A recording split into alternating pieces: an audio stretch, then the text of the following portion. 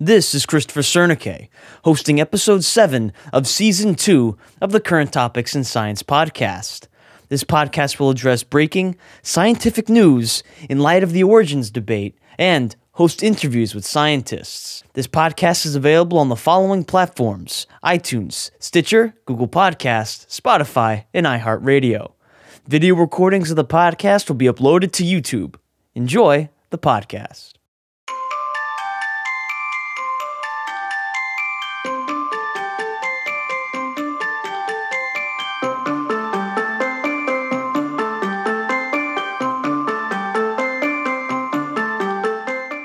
How much time do you spend online each day? Would you be comfortable if everyone knew how much time you spent online every day? Well, depending on how much time you do spend surfing the web or on social media, you may or may not be relieved by this statistic.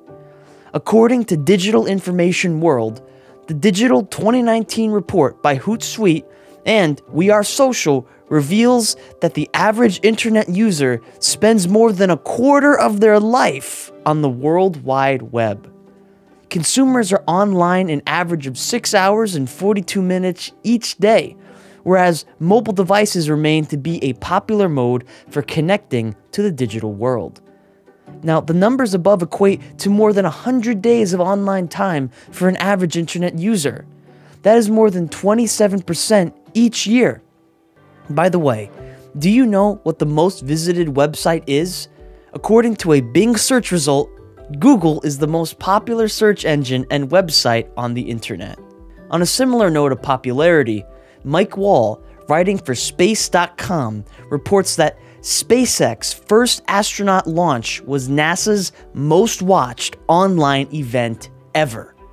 Wall wrote on Saturday, May 30th, SpaceX launched its first ever crewed mission, a test flight called Demo 2 that sent NASA astronauts Bob Behnken and Doug Hurley to the International Space Station. The liftoff was the first orbital crewed launch to depart from American soil since NASA retired its space shuttle fleet in 2011. And a record number of people tuned in to watch the milestone online, agency officials said.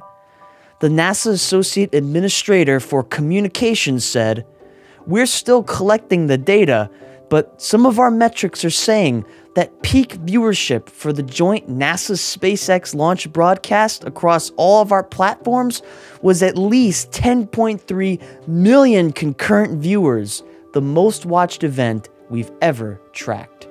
SpaceX plans to continue making leaps and bounds in spaceflight technology, and there is no sign that they'll stop anytime soon. After all, according to reporter Eric Ralph, SpaceX raised more than $500 million for Starlink programs. He concludes his article saying, in short, the company has made extraordinary progress. Thanks to the unprecedented efficiency of Starship and Starlink production and the low cost and reusability of Falcon 9, SpaceX has also done so on a shoestring budget that would make its competitors and national space agencies recoil in disbelief. With another $500 million in the bank and the continued support of a Japanese billionaire, SpaceX has likely secured at least another 10 to 18 months of full steam ahead Starship and Starlink development. With that being said, we can expect to learn more about space, technology, aero, and astronautics as NASA and SpaceX continue to make strides in scientific progress. One wonders what discoveries will be made in the future. Speaking of discoveries, did you know that 2 astronauts know how to get to heaven? According to the Encyclopedia Britannica, heaven, in many religions, is the abode of God or the gods, as well as of angels, deified humans, the blessed dead, and other celestial beings.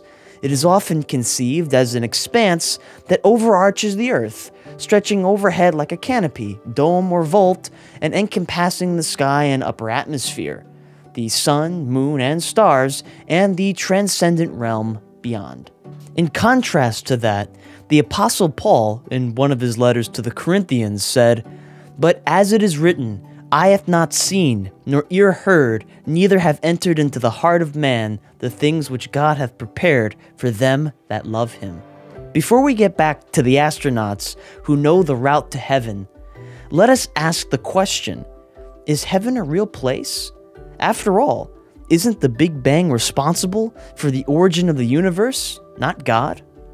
While this video is not an in-depth analysis of the Big Bang Theory, we will mention only one fact. The astronomers over at ICR had this to say about how what we observe in the universe is inconsistent with the Big Bang model. Light from the farthest galaxies we see supposedly took billions of years to get to Earth, so those distant galaxies should still appear undeveloped and chaotic, as they would have been after the Big Bang. But distant galaxies look fully mature, not haphazard like the Big Bang predicted. Even the very distant regions of the universe reveal galaxies of magnificent beauty and complexity. In other words, the structure of spiral galaxies is consistent with the biblical account and does not line up with the Big Bang model's predictions. You can see more information on the Big Bang model and the distant starlight problem in the Genesis Under a Microscope video, Does Distant Starlight Prove the Universe is Old?, which is linked in the description of the video version of this podcast. Now, back to the astronauts. There are two astronauts who both know how to get to heaven. No, it has nothing to do with characteristic velocity or expansion ratios, and has everything to do with the man Christ Jesus. In the Gospel of John, we find two statements from Jesus concerning heaven. Early on in the book of John, Jesus said, Verily, verily, I say unto you, Moses gave you not that bread from heaven, but my Father giveth you the true bread from heaven. Christ, later on in the book, made a definitive statement about how to get to heaven. He said, I am the way, the truth, and the life. No man cometh unto the Father but by me. Let me now introduce you to Colonel Jack Loosma. Colonel Loosma is an American aeronautical engineer and NASA astronaut. He described his experience in space like this. Space does do interesting things to your body, particularly after 59 days of weightlessness. Blood tends to shift towards the abdomen, so our legs thinned and our abdomens enlarged. When we relaxed in space, our arms drifted upward. When you sleep on Earth, your neck is limp and relaxed on the pillow and doesn't move around. In space, however, your head tends to whirl around or move from side to side, so we use a small band around our foreheads to tie us down when we sleep. Haircuts are really unique. Because there's no gravity, hair doesn't fall. You need a vacuum cleaner to prevent hair from floating around your head. Coming back to Earth also produced some difficulties. We came back from our flight with 20% less volume of blood and about 10% fewer red cells.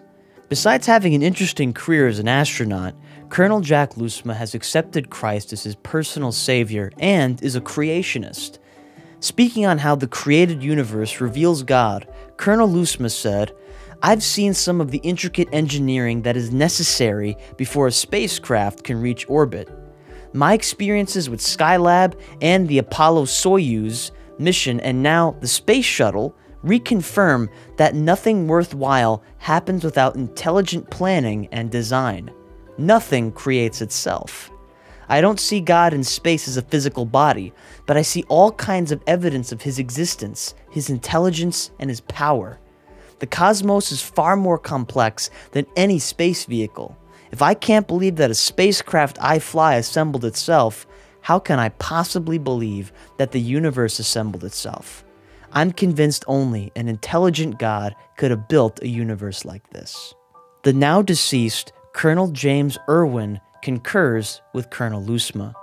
Colonel Irwin had the ambition of traveling to the moon since he was a child, and after studying naval science at the United States Naval Academy and aeronautical engineering at the University of Michigan, he enrolled and graduated from both the Air Force Experimental Test Pilot School and the Air Force Aerospace Research Pilot School. Colonel James Irwin was at one point skeptical of the claims of the Bible. However, after years of research studying geology, lunar geology, astronomy, and spacecraft design, Colonel Irwin became a committed creationist. Regarding the book of Genesis, Colonel Irwin said, "In Genesis, the first book of the Bible, you will find the truth about where the moon, the earth, and the sun came from, how God created all things out of nothing in 6 days, and how God created the earth on the first day, and then 72 hours later, on the fourth day, made the moon, the sun, and the rest of the universe."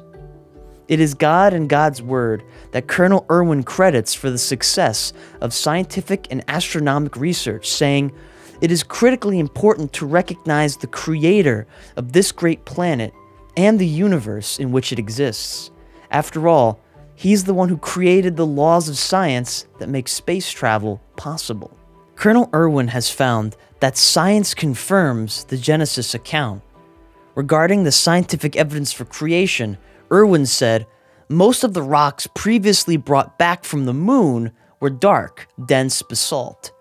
Scientists knew that if the moon were composed entirely of this dense rock, it could not possibly be in its present orbit. It would be too heavy. They knew that there had to be an abundance of lighter material, lighter in density and color. Our mission was to find a lighter rock from the mountains on the moon.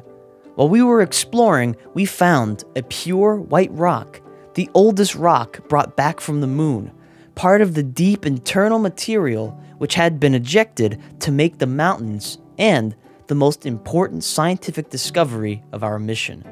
The press labeled it the Genesis Rock, for it confirmed the fact that the Earth and Moon were created at the same time, giving scientific proof of the creation story of Genesis chapter 1, verses 14 through 18. During his lifetime, Irwin led an expedition to Mount Ararat in 1983 and 1984 in search of evidence for Noah's Ark, and while he was there, he gave the president of Turkey the Turkish flag that, at one point, had flown on the moon.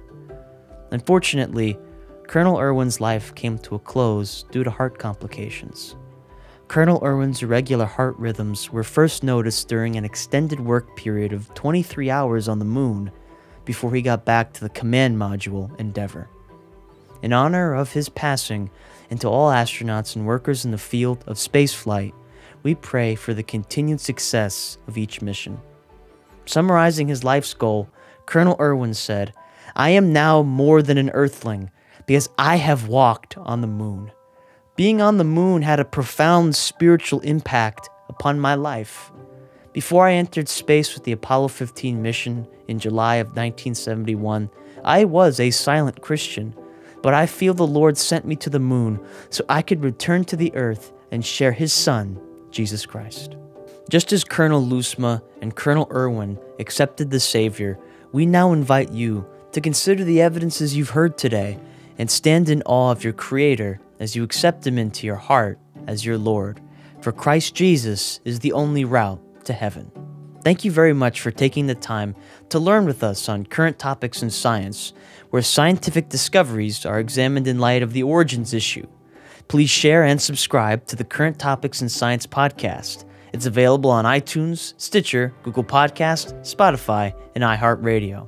Thanks again for listening, and remember, the truth saves.